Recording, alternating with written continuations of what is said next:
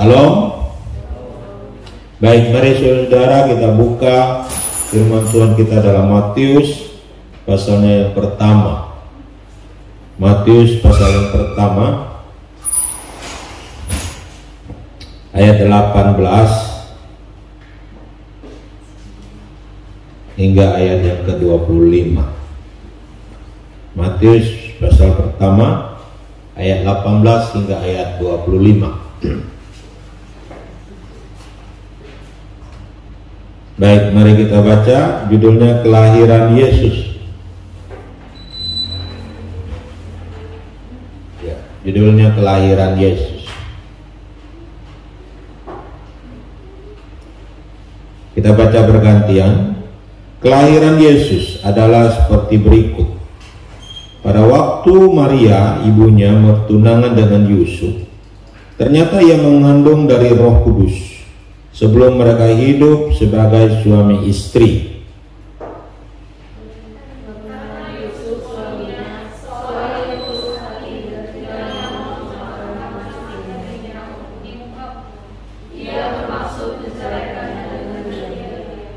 Tetapi ketika ia mempertimbangkan maksud itu, malaikat Tuhan nampak kepadanya dalam mimpi dan berkata, "Yusuf, anak Daud, janganlah engkau takut mengambil Maria sebagai istrimu, sebab anak yang di dalam kandungannya adalah dari Roh Kudus.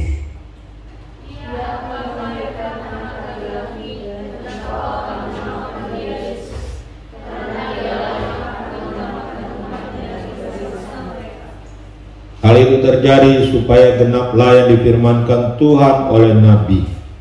Sesungguhnya anak darah itu akan mengandung dan melahirkan seorang anak laki-laki, dan mereka akan menamakan dia Immanuel, yang berarti Allah menyertai kita."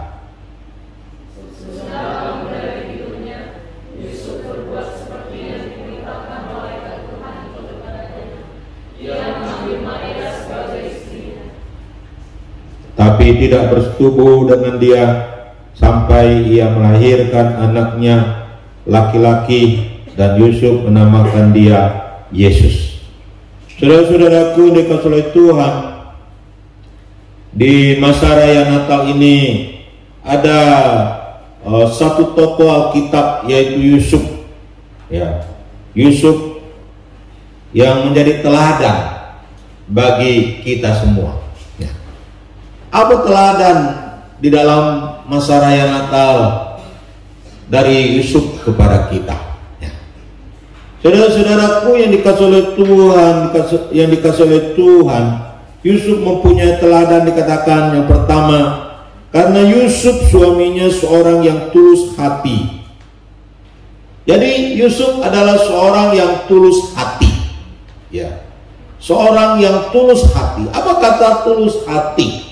Ya, tulus hati itu artinya apa yang diperbuatnya itu keluar dari hati yang tidak bengkok.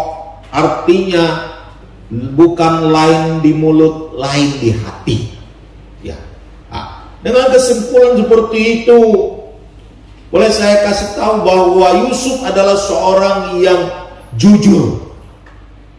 Seorang yang jujur. Dari teladan di sini kita melihat bahwa Yusuf adalah seorang yang jujur. Maka ketika dia mengetahui Maria mengandung, maka dia ingin diam-diam menceraikan Maria. Karena mungkin pikirannya waktu itu Maria sudah berselingkuh. Karena nggak mungkin Maria bisa mengandung tanpa seorang laki-laki. Itu menurut versi Yusuf.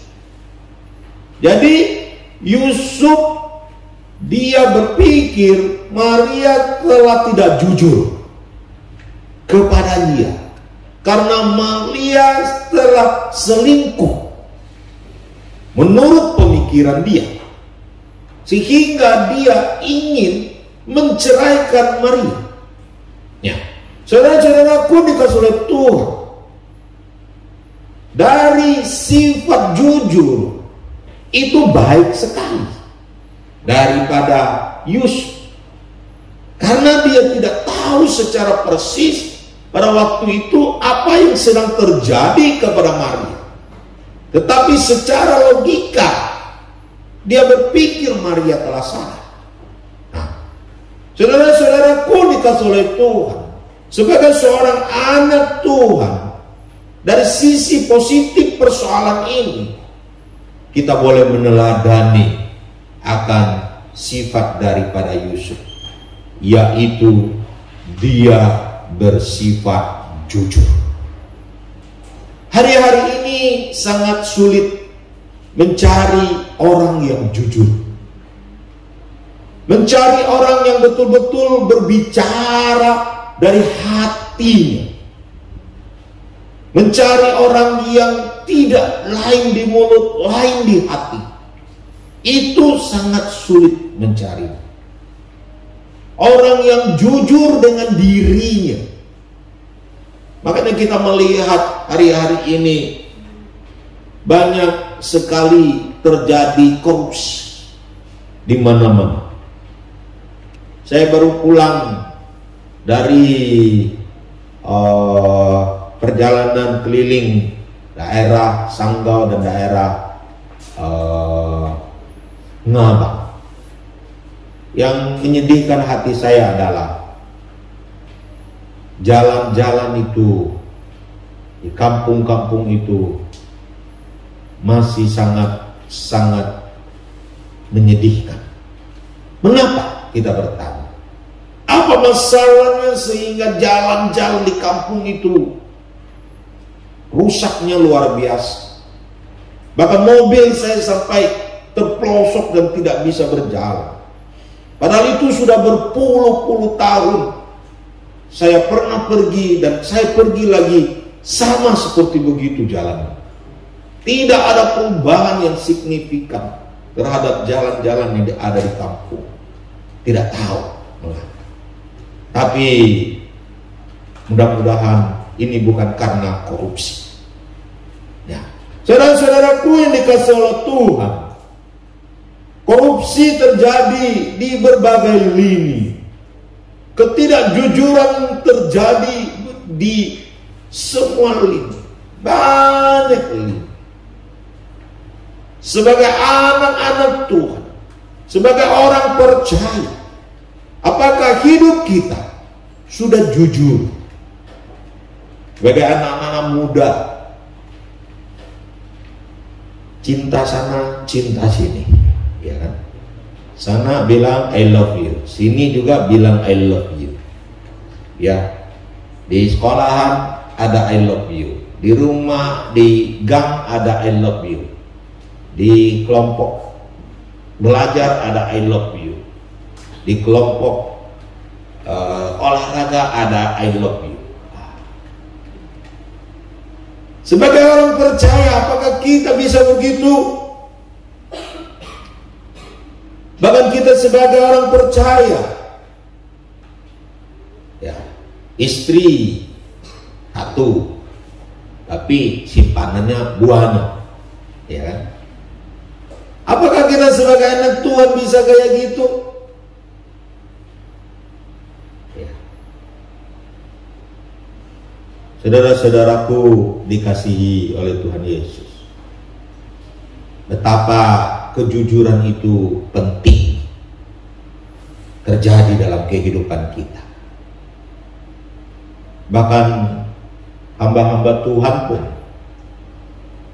kita melihat, bahkan ada yang sampai jatuh dalam dosa, bertahun-tahun menyimpan sesuatu yang tidak benar di dalam kehidupannya. Bahkan istri, anaknya pun bertahun-tahun baru mengetahuinya. Dia menyimpan simpanan yang tidak berkenan pada Tuhan. Ketidakjujuran terjadi di berbagai kalangan yang ada hari-hari ini. Saudara-saudaraku dikasihi oleh Tuhan, kiranya di masa raya Natal ini menggugah hati kita supaya kita bisa lagi hidup jujur di hadapan Tuhan. Menjadi orang yang jujur di hadapan Tuhan. Yang kedua, kita melihat apa teladan daripada Yusuf. Dikatakan karena Yusuf suaminya seorang yang tulus hati dan tidak mau mencemarkan nama istrinya di muka umum, ia bermaksud menceraikannya dengan diam-diam. Rupanya Yusuf adalah seorang yang menghargai orang lain, yang menjunjung nama baik orang lain, yang tidak mau mencemarkan nama baik orang lain. Ketika dia mengetahui Maria mengandung, sebenarnya dia bisa mengumumkan kepada khalayak umum, dan memang biasanya begitu.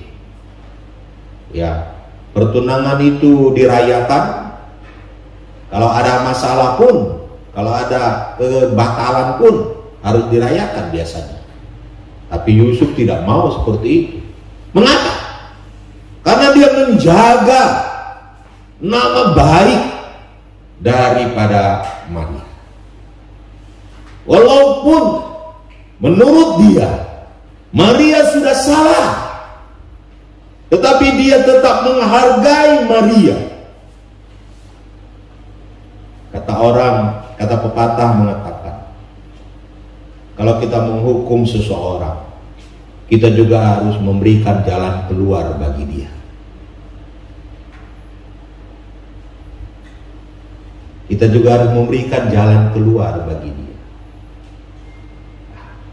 Saudara-saudaraku yang dikasihi oleh Tuhan, bagaimanakah kita menghargai orang lain dalam kehidupan saya dan saudara-saudara?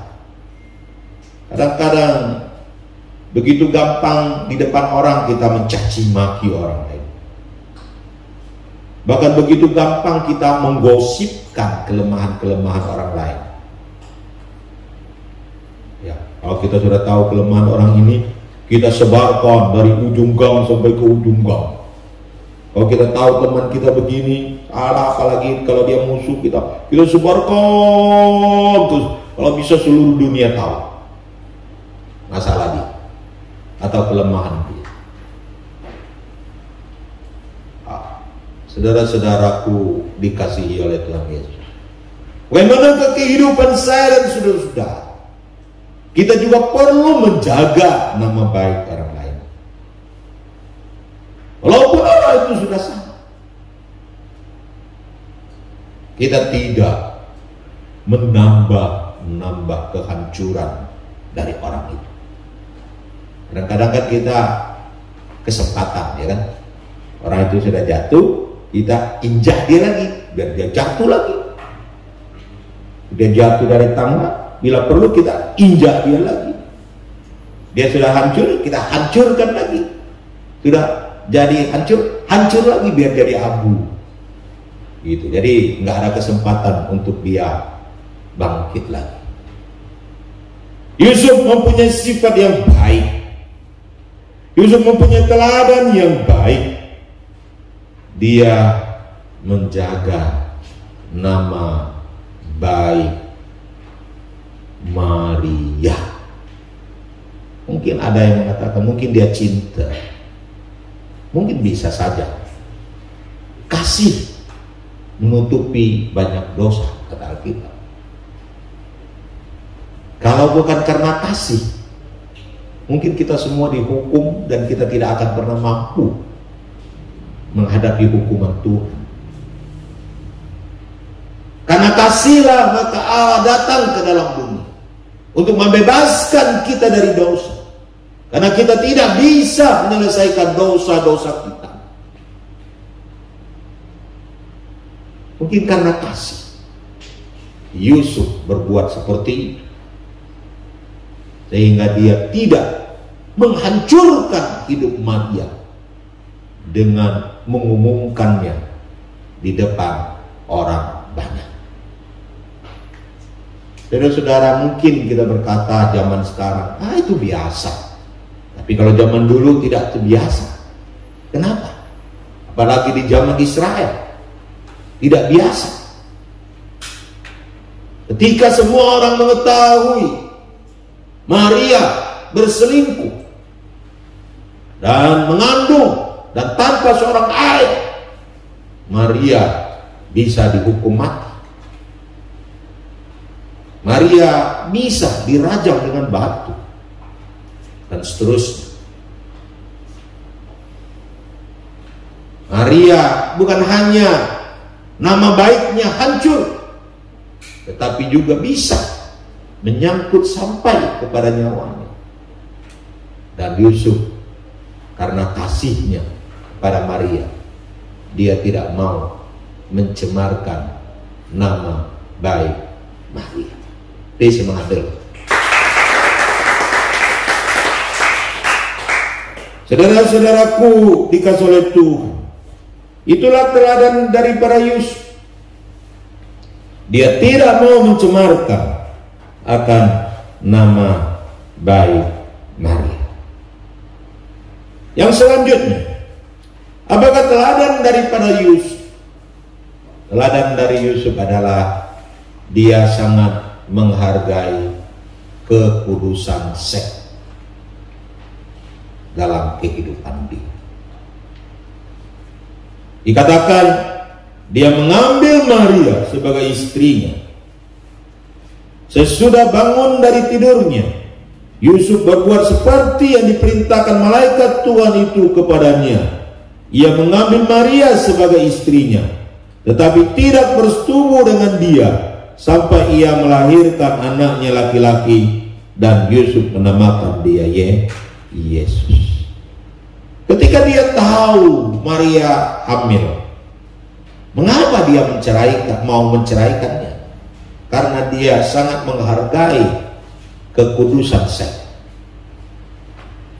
Artinya dia seorang yang mempunyai prinsip, sebelum terjadi pernikahan maka tidak boleh berhubungan seks. Dia mempunyai prinsip seks itu adalah sesuatu yang kudus, yang hanya boleh dilakukan setelah menikah. Saudara-saudara dikasih oleh Tuhan, hari-hari ini seks dipandang sesuatu yang komersial. Di mana-mana bisa dibeli. Saya baru pulang dari pedalaman, dan kadang-kadang di dalam perjalanan kami ada daerah-daerah yang sepi, tapi di tengah-tengah sepi itu ada pondok-pondok, dan pondok-pondok itu ada lampu kelap-kelip. Dan yang anehnya adalah banyak mobil-mobil yang singgah di situ. Oh iya, terutama mobil-mobil sawit kah, mobil-mobil bok apakah, macam-macam yang singgah di situ. Padahal itu notabene gelap-gelap. Apa dibuat di situ? Nggak ngerti juga saya. Seks begitu dipandang komersial. Bahkan di dunia nun jauh di sana, bahkan mengatakan kalau seorang yang belum menikah, yang bujang, dianggap hebat kalau dia memiliki hubungan seks yang banyak. Aneh sekali. Bahkan kalau tidak ada melakukan, dianggap tidak jantan dan tidak feminim dan seterusnya. Aneh sekali dunia ini. Seks dianggap sesuatu yang ya biasa-biasa saja. Bahkan dianggap sesuatu yang komersial. Bahkan ada di bagian dunia entah di mana, untuk menjamu tamu pakai istri untuk menjamu tamu. Saudara-saudaraku dikasih oleh Tuhan, kekudusan seks tidak lagi dipandang sesuatu yang luar biasa.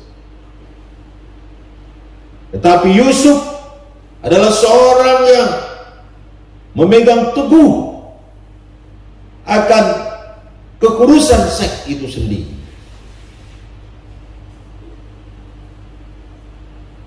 Bahkan ketika dia sudah menikahi Maria, mengambil Maria sebagai istrinya, dia tidak bersetubuh dengan Maria sampai bayi Yesus itu lahir. Mengapa? Karena dia menjaga kekudusan akan Maria itu sendiri. Karena Maria mengandung daripada Roh Kudus ketika dia mendengar berita dari malaikat itu dalam mimpinya, sehingga dia menjaga kekudusan hidup Maria. Dia bisa mengontrol seluruh keinginan seksnya, keinginan libidonya, keinginan hatinya untuk bersetubuh dengan Maria. Dia tidak melakukannya.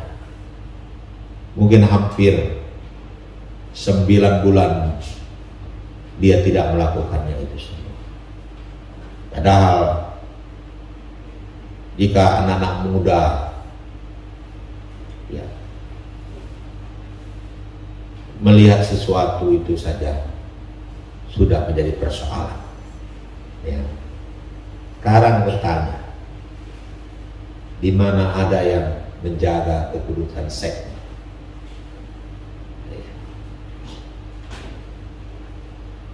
Maka anak-anak muda masih menjaga kekudusan matanya. Kalau buka HP, cari yang macam-macam. Kalau cari komik, cari bacaan-bacaan, cari yang macam-macam. Itu yang disukai, itu yang disenangi. Orang percaya begitu dirasuki keinginan-keinginan seks yang tidak kudus. Begitu banyak kita lihat orang selingkuh sana sini. Begitu banyak kita melihat pacaran yang dibumbui dengan hal-hal seperti itu. Apalagi teknologi keluarga berencana begitu canggih hari-hari ini. Begitu banyak orang yang kumpul kebo dulu baru dinikah. Saudara-saudaraku dikasih oleh Tuhan, rupanya Yusuf yang ada ini hampir sama dengan Yusuf yang ada di Perjanjian Lama. Bagaimana Yusuf digoda oleh istri Potifar, tapi dia akhirnya tidak tergoda karena dia menjaga kekudusan hidupnya. Dan Yusuf juga adalah seorang yang menjaga kekudusan hidup. Biarlah di masa raya Natal ini kita mengoreksi diri kita. Kita membuka lembaran yang baru. Jika dulu kita begitu kecanduan di dalam seks, biarlah hari ini kita bertobat di dalam nama Yesus.